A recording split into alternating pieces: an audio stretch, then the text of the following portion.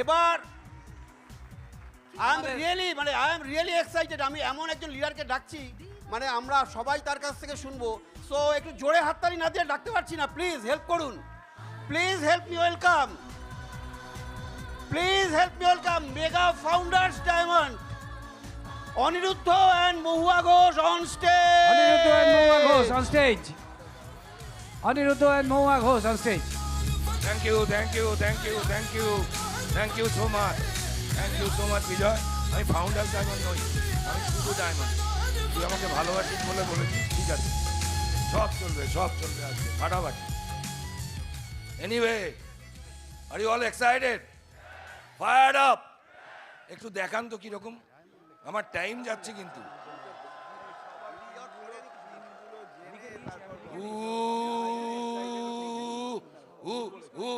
Freedom. এখন কি চলছে বাজারে? হ্যাঁ,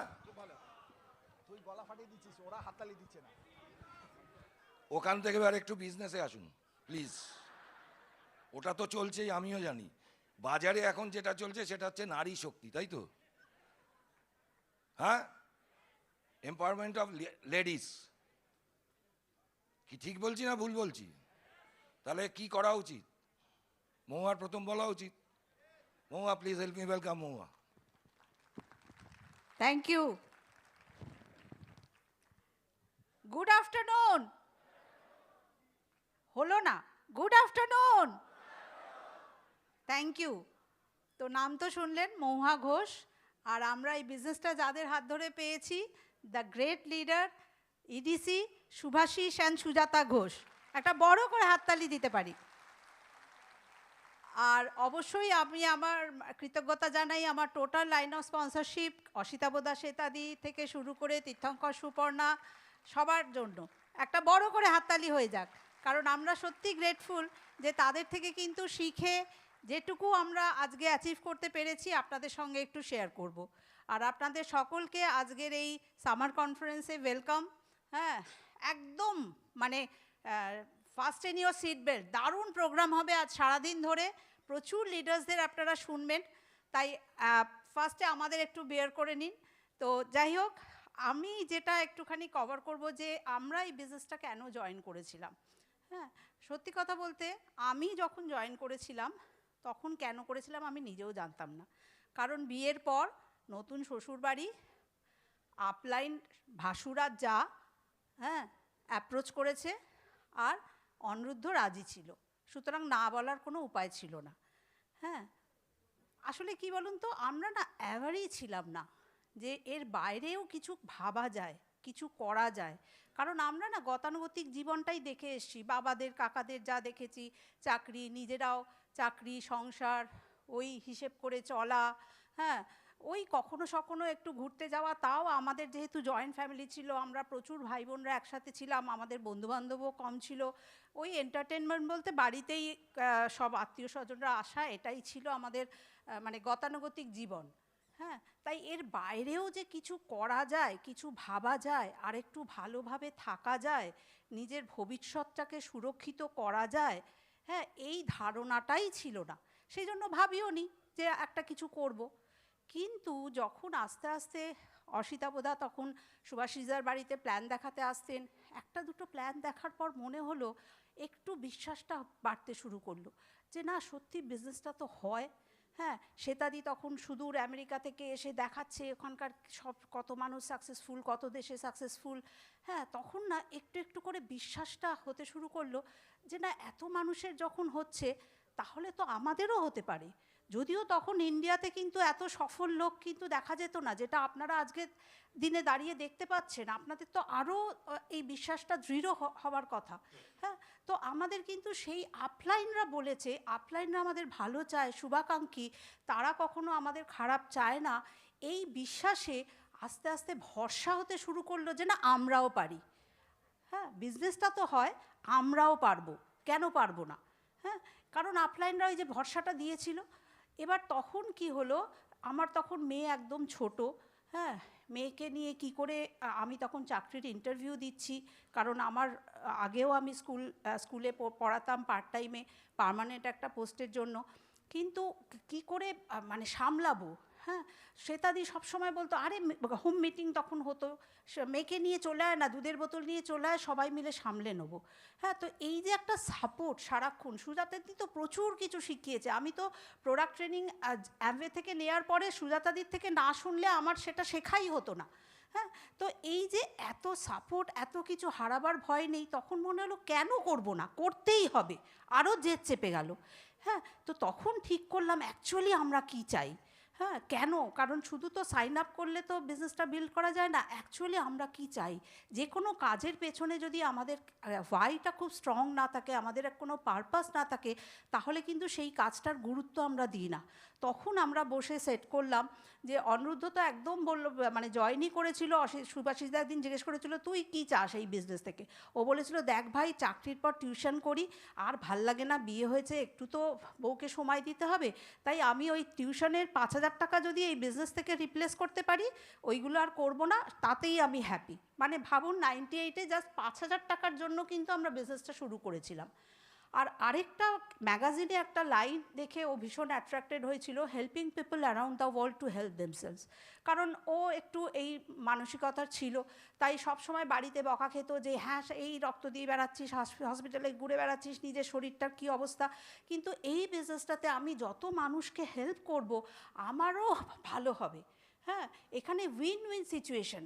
সুতরাং সেটা কিন্তু আমাদের খুব অ্যাট্রাক্ট করেছিল। ওর আরও অনেক কারণ ছিল, কিন্তু আমি আমার কারণগুলো বলি যেটা আমরা সেট করলাম। কারণ তখন মেয়ে হয়ে গেছে, বুঝতেই পারছেন, আমি চাকরির জন্য অ্যাপ্লাই করছি। তখন মনে হলো চাকরি সামলে কি করে সব কিছু সামলাবো, সংসারটাও জয়েন্ট ফ্যামিলি।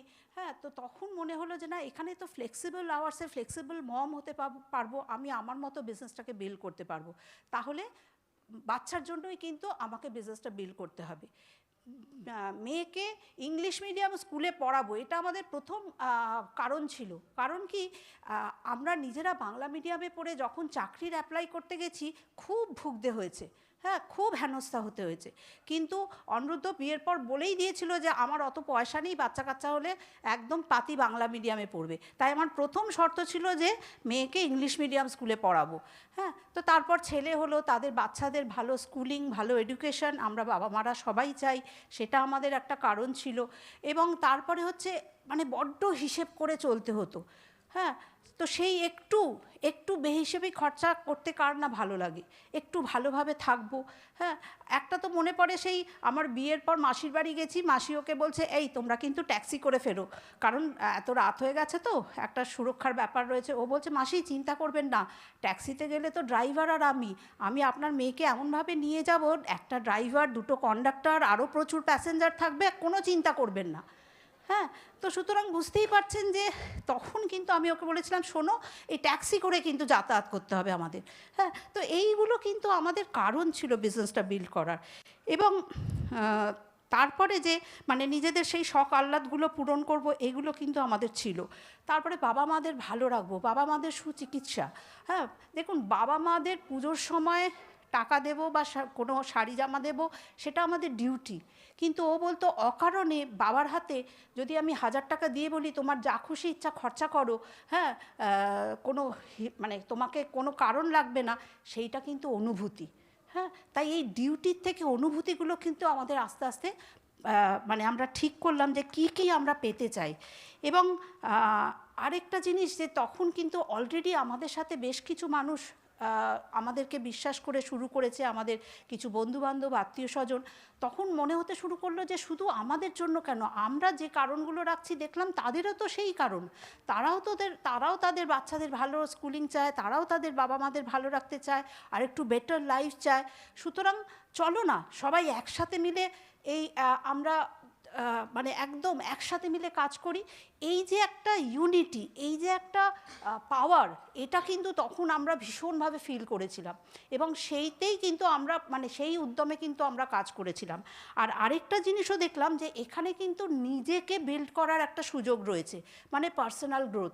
এখানে আমাদের self development with different skill, হ্যাঁ, এত মানুষ নিয়ে চলা, পজিটিভ একটা মাইন্ডসেট তৈরি করা, এই সবগুলো কিন্তু বেটার হিউম্যান বিং হওয়া, এইগুলো হওয়ার কিন্তু সুযোগ রয়েছে। মানে আসলে কি বলুন তো, আমাদের না পরিধিটা খুব ছোট ছিল, সেই বাপের বাড়ি শ্বশুর বাড়ি গুটি কয়েক বন্ধু, কিন্তু এখানে দেখুন এত বন্ধু বান্ধব, এত লোকের সাথে কথা বলা, তারা আমাদের কথা শোনে, তারা যখন কেউ এসে বলে যে তোমাদের সিডি শুনে, তোমাদের কথা শুনে আমরা আমাদের উপকারে এসেছে, আমরা আমাদের মানে সফল হয়েছি, এইগুলো কিন্তু একটা আলাদা ফিলিংস, ওই যে বললাম, সেটা কিন্তু একটা আলাদা ভালোবাসার কিন্তু তৈরি করে। তাই আজও আমরা কিন্তু বিজনেসটাকে ভালোবেসে, গর্ব করে, বিশ্বাসের সাথে বিল্ড করি। তাই আজকে আপনারা একদম খাতা পেন নিয়ে রেডি থাকুন, সমস্ত স্পিকারদের মন দিয়ে শুনুন, তাহলে আপনাদেরও কিন্তু সেই বিশ্বাস, সেই ভরসা, সেই গর্ব, সেই ভালোবাসা কিন্তু তৈরি হবে। আপনারাও কিন্তু একদিন এই স্টেজে এসে কিন্তু কথা বলতে পারবেন। So thank you, over to Aniruddha. Thank you Mohua, super. একটা খেয়াল করে দেখেছেন কি, আমার প্রথম সিডি যারা শুনেছেন সেখান থেকে কিন্তু 1 টাকাও বাড়িনি, ওটাও 5,000 ছিল, আজকেও 5,000। এটা খুব important.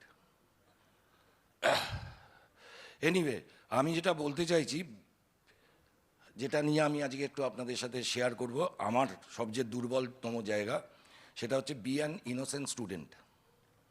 Be an innocent student মানে কিন্তু এই নয়, আমাদের বিজনেসের ক্ষেত্রে, এটা সব প্রফেশনের ক্ষেত্রেই কাজে লাগে, কিন্তু আমি আজকে আমার বিজনেসের পার্সপেক্টিভে একটু কথাগুলো বলতে চাই।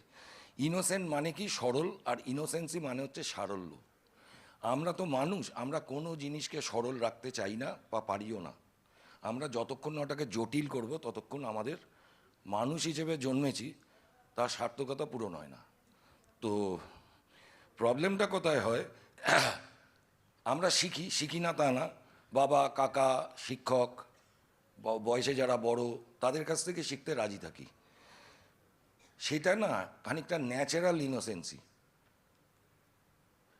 আবার অনেক সময় কি হয়, আমরা যখন এই বিজনেসে আসি, তখন তো সবাই বাবা, কাকা, শিক্ষক এদের সাথে জয়েন করি না, অনেক অপরিচিত লোকের সাথে জয়েন করি, বা অনেক অপরিচিত লোকের কাছে মেন্টারশিপ নিই বা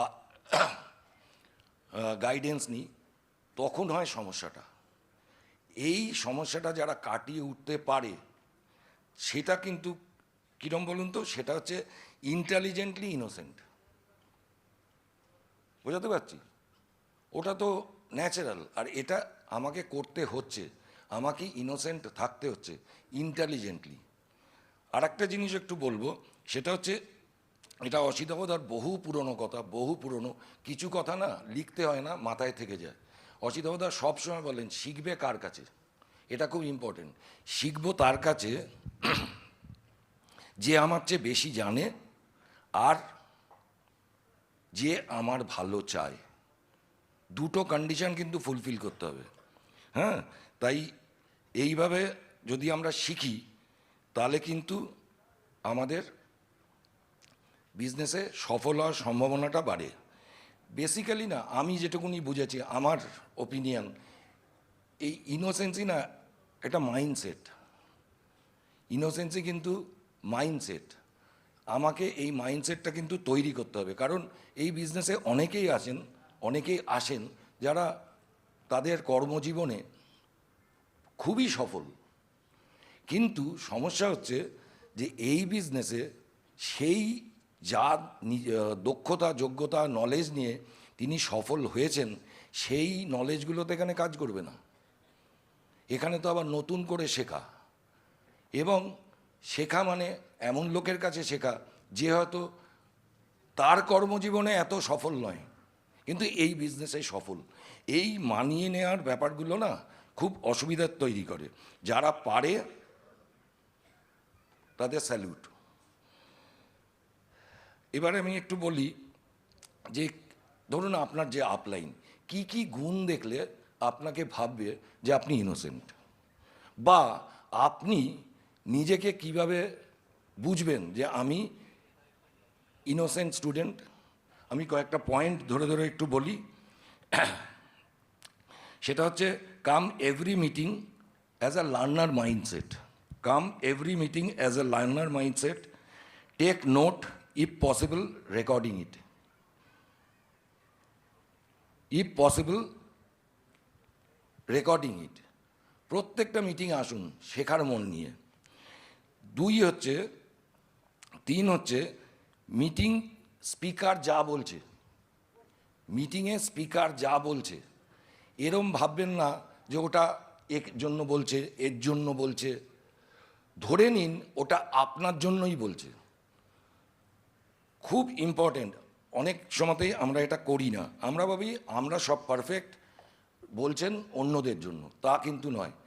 আমরা যখন মিটিংয়ে যাই, আমি মহুয়া, আমরা সবসময় ভাবি স্পিকার যা যা বলছেন আমাদের উদ্দেশ্যেই বলছেন, আমাদেরকেই কারেক্ট করার জন্য বলছেন। তারপরে কি, don't let pass success stop future learning.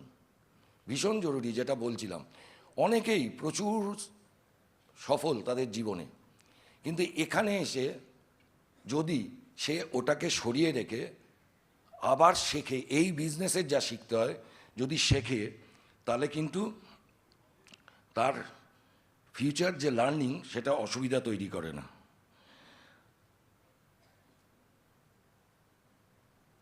Upline বা মেন্টার বা কোনো মিটিংয়ে কোনো স্পিকার যা বলছে সেটাকে কেয়ারফুলি শুনুন।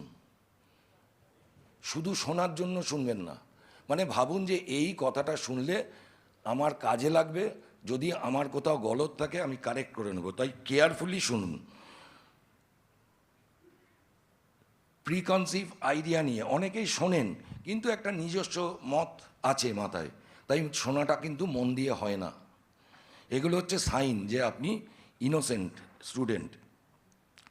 Accept correction gracefully. আপনার আপলাইন, আপনার মেন্টার আপনাকে কারেক্ট করাতে চাইছে, সেটা মেনে নিন, সেটা গ্রেসফুলি নিন। তর্ক বিতর্কের মধ্যে যাবেন না। কেন, কি বৃত্তান্ত, যাবেন না। Be willing to unlearn old habits. হয়তো আমাদের যে স্পন্সর করেছে শুনলেন, সুভাষিস সুজাতা, ওদের সাথে কাউন্সিলিংয়ে বসেছি, আমার কিছু হ্যাবিট ওর চোখে পড়েছে, ওটা আমাকে কারেক্ট করে নিতে বলছে, আমি কারেক্ট করে নেব, আমি তর্ক জুড়ে দেব না। কারণ কেন বলুন তো, তার কারণ হচ্ছে আমার সাকসেস লিমিটেড হয়ে যাবে। আমি নিজেকে অ্যালাউ করব যে হ্যাঁ তুমি আমাকে কারেক্ট করো। তারপরে হচ্ছে অবজার্ভ সাকসেসফুল লিডার্স গ্রেসফুলি। সমস্ত সাকসেসফুল লিডার, শুধু আমার আপলাইন না, আমার ক্রস লাইন যারা লিডার, যারা সফল এই বিজনেসে, তাদেরকে ভালো করে অবজার্ভ করব, তারা কি করছে।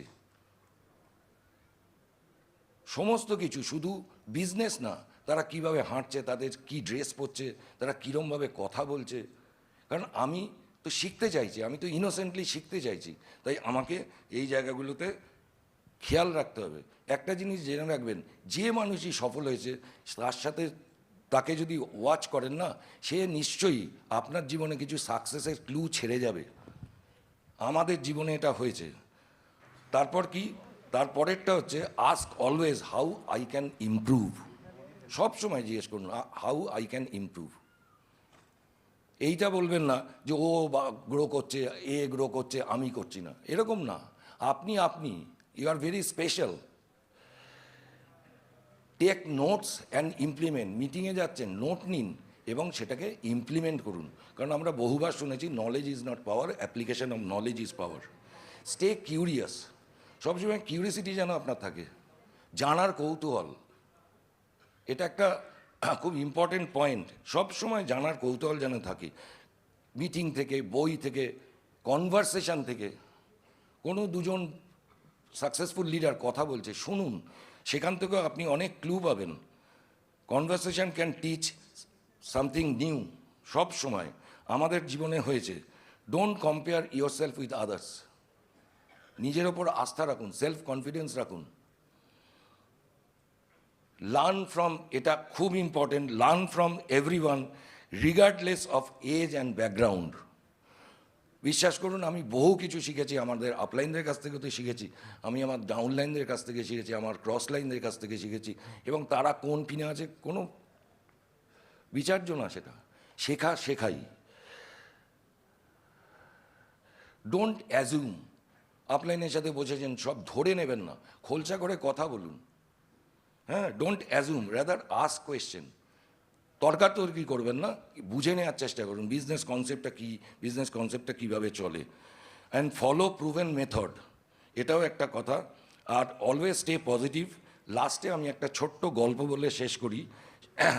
সেটা হচ্ছে যে একজন টিচার একটা পেন্সিল তুলে তার ছাত্রদের দেখাচ্ছে, বলছে এই পেন্সিলটা কি, এই পেন্সিলটাকে কোন জিনিসটা ভ্যালুয়েবল করে তুলেছে।